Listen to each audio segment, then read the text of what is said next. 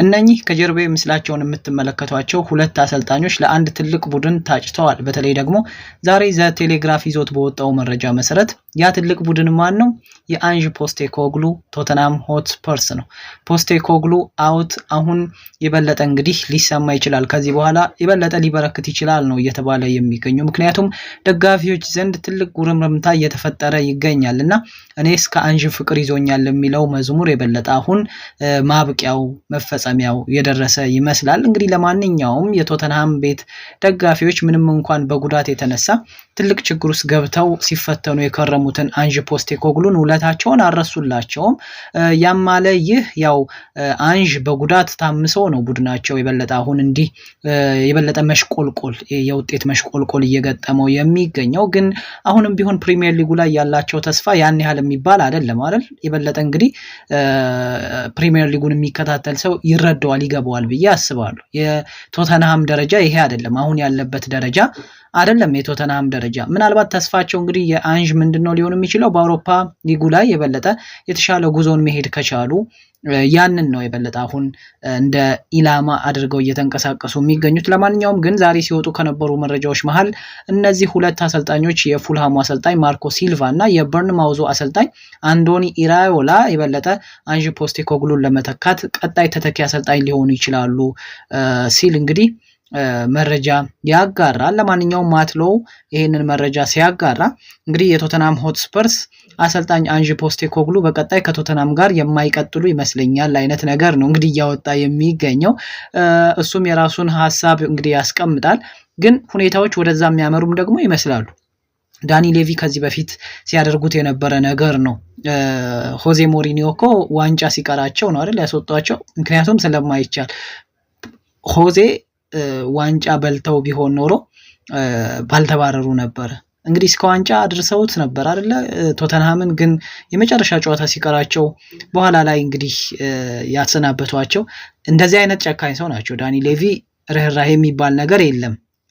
ያው ጭካኔ ስላችሁ ከስራ ጋር በተያያዘ ነው እንጂ ከሌላ ጉዳይ ጋር አይደለም። ግን አሁን ለአንጅ ፖስቴኮግሉ ይተኛሉ ተብሎ አይጠበቅም እና የበለጠ እንግዲህ አሁን እነዚህ ሁለት አሰልጣኞች ላይ አማትሯል ቶተንሃም። ለማንኛውም በርንማውዝም ቢሆን አንዶኒ ኢራዮላን በቀላሉ ይለቃል ተብሎ አይታሰብም። እስከ 2026 ድረስ ኮንትራት እንዳለው ነው የሚነገረው። ለማንኛውም እሱን ለማቆየት ጥረት ሊያደርግ ይችላል። ግን ደግሞ በርንማውዝ አንዶኒ ኢራዮላን ብቻ አይደለም ለማቆየት ጥረት የሚያደርገው፣ በጣም ትልልቅ ክለቦች ውስጥ የገቡ ተጫዋቾች ደግሞ አሉት። እነዛን ተጫዋቾችም ኪፕ ማድረግ አለበት እና እንደዚህ አይነት አሰልጣኝን ለማቆየት የበለጠ ሴፍ መሆን አለበት አይደል? አሰልጣኙ ጥሩ ተጫዋቾች ካሉት እነዛ ተጫዋቾች የበለጠ ዌይት ማድረግ አለባቸው እዛ ቡድን ውስጥ። አለበለዚያ የሚሸጡበት ከሆነ እንደገና ሌላ አዳዲስ ተጫዋችን ነው ሊያመጣ የሚችለው። ያ ደግሞ ፈተና ነው።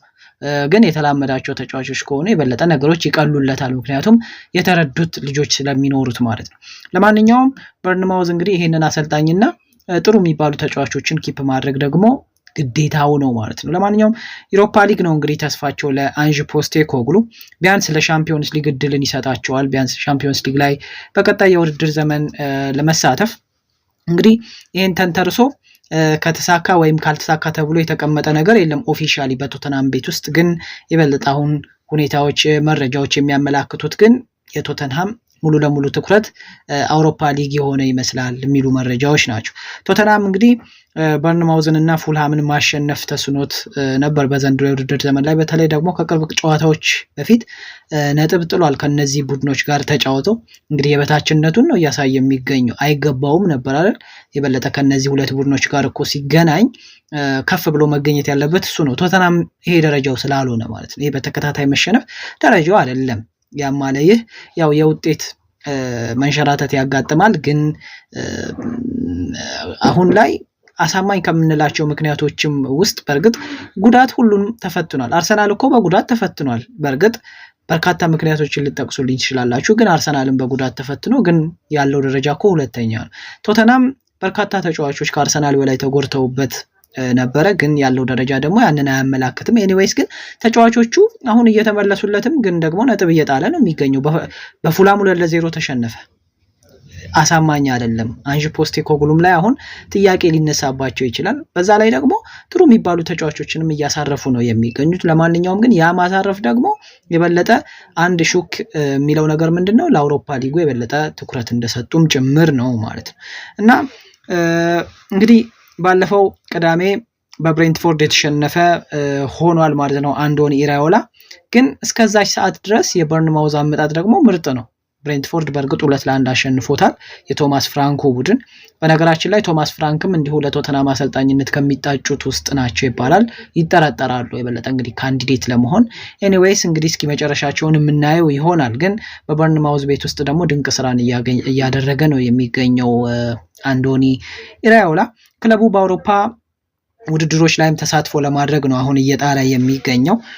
እንግዲህ ይሄ ተጫዋች ማነው ይሄ አሰልጣኝ የበለጠ ቀርቧልም የሚሉ መረጃዎች ይወጣሉ። ግን ታማኝ የሚባሉት መረጃዎች ግን የበለጠ ካንዲዴት ናቸው የሚለው ነው እና ማመንም ያለብን የበለጠ ይታጫሉ የሚለው ነው እንጂ ሌሎች ነገሮች አብዛኞቹ ይሄ እምብዛም እውነታነታቸው የጎላ አይደለም ማለት ነው።